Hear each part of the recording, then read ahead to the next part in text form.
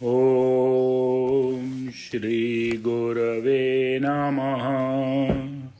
ओम शांति शांति शांति।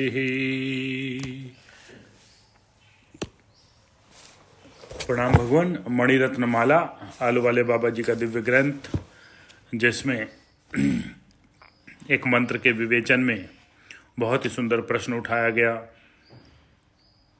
कि सदचरित्र, कि साधक का सदचरित्र क्या होना चाहिए, कि जो शास्त्र में लिखा है अंतःकरण की शुद्धि और तत्व को जानने की जिज्ञासा, सदशास्त्र,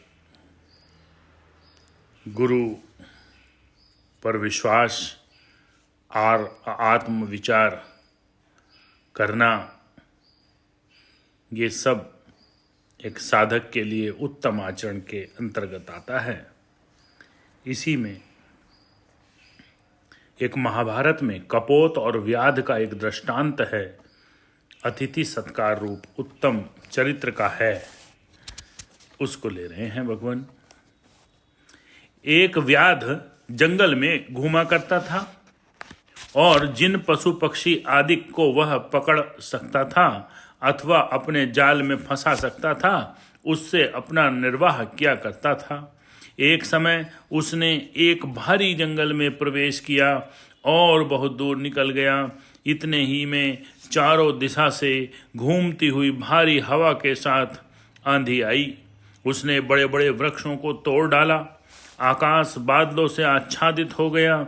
बिजली चमकने लगी, भयंकर गर्जना होने लगी और थोड़ी देर में इतना भारी वर्षा हुई कि सब स्थान जल से पूर्ण हो गया।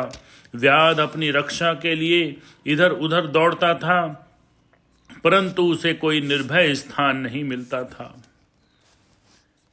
उसने एक कपोती अपने जाल में पकड़ रखी थी। जाल सहित वह विशाल वृक्ष के नीचे आया। रात्रि बहुत हो गई थी, इसलिए उस वृक्ष के नीचे रात्रि व्यतीत करने का विचार करके व्याध वृक्ष को प्रणाम करके बोला, हे वृक्ष में विराजमान देवताओं, मैं तुम्हारी शरण में आया हूँ, तुम मेरी रक्षा करना। ऐसा कहकर पत्तों को बिछाकर एक पत्थर सिराने रखकर व्याध सो गया।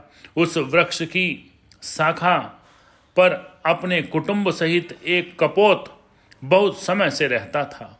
उसकी स्त्री कपोती वर्षा के प्रथम चारे के निमित्त जंगल गई थी। वह अभी तक न आई थी। कपोत चिंता में था और अपनी स्त्री के गुण याद करके दुखी हो रहा था, जो कपोती व्याध के जाल में फंसी हुई थी। वह उसी की स्त्री थी। पति के वचन सुनकर कहने लगी कि हे स्वामिन, मैं जाल में फंसी हुई हूँ। मैं एक ऐसा उपाय बताती हूँ जिसमें तुम्हारा कल्याण हो।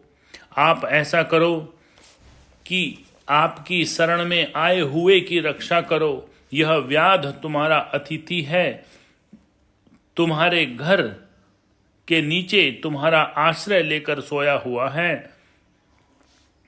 भूख से और शीत से पीड़ित है, इसका सत्कार करो। हमने ऐसा सुना है, जो गृहस्थ शक्ति के अनुसार धर्मानुकूल वर्ताव करता है, वह परलोक में जाकर अक्षय लोक को प्राप्त होता है।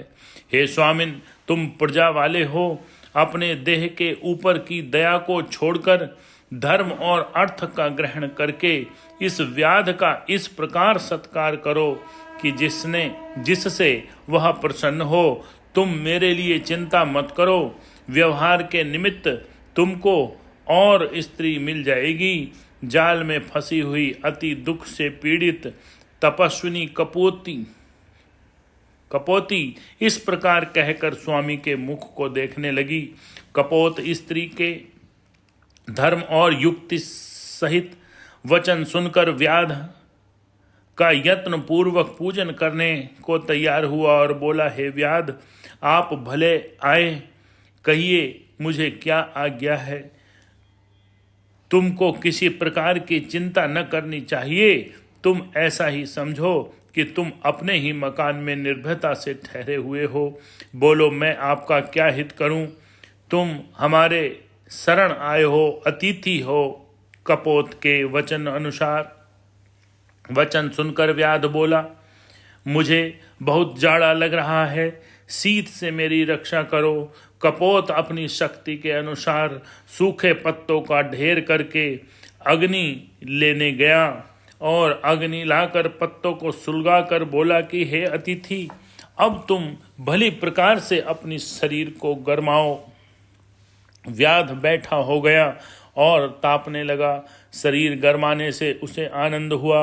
वह कहने लगा, मेरे पास इतना वैभव नहीं है कि मैं अपनी क्षुधा निवृत्त कर सकूं। ऐसा कहकर वह दुखी हुआ और विचारने लगा, अब क्या करना चाहिए? हम लोग संचय नहीं रखते, यह ठीक नहीं है। यदि संचय किया होता तो आज ऐसे प्रसंग में अतिथि का सत्कार हो जाता। थोड़ी देर विचार कर बोला, मैं तुमको तृप्त करूंगा। ऐसा कहकर उसने अग्नि प्रदीप्त की और कहा, ऋषि, देवता, महात्मा, पितृ, अतिथि पूजन बड़ा धर्म है, ऐसा मैंने पूर्व में सुना है। हे सौम्य, तुम मुझ पर कृपा करो, मुझे ग्रहण करो।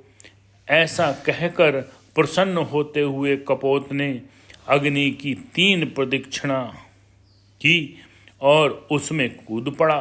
कपोत को अग्नि में पड़ा हुआ देख व्याध विचारने लगा, अरे मैंने यह क्या घोर कर्म किया। अपने कर्म में क्रूर और महानिंद ऐसा जो मैं उसको अधर्म को प्राप्त होगा, इसमें संशय नहीं है। बुद्धिहीन और दुष्ट ऐसा जो मैं उसने यह कार्य कर्म किया। दुष्ट कर्म करके ही जीने वाले ऐसे मुझको हमेशा पातक ही लगेगा। मैं शुभ कर्म का त्याग करके पक्षियों को जाल में फंसाने का नीच कर्म करता हूँ। महात्मा कपोत ने अपने शरीर को जलाकर मुझ जैसे दुष्ट को उपदेश दिया है। मैं अपने कुटुंब, स्त्री, पुत्र आदि और प्रिय प्राण को छोड़ दूंगा। मैं सब प्रकार के भोग से रहित होकर ग्रीष्म ऋतु के समान शरीर को सुखाऊंगा।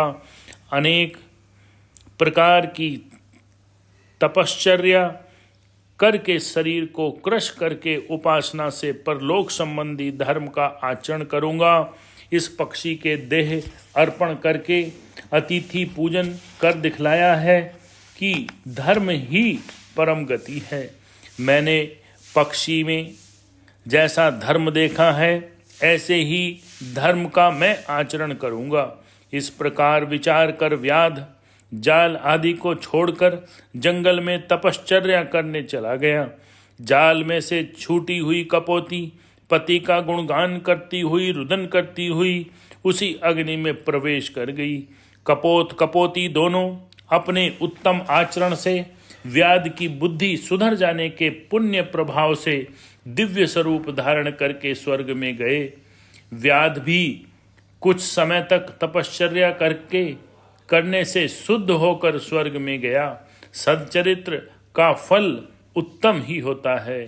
सच्चरित्र करने वाले स्वर्ग में जाते हैं और निष्कामता से किए हुए ऐसे आचरणों से अंतःकरण शुद्ध होता है और स्वरूप बोध के योग्य हो जाता है। ओम शांति शांति शांति।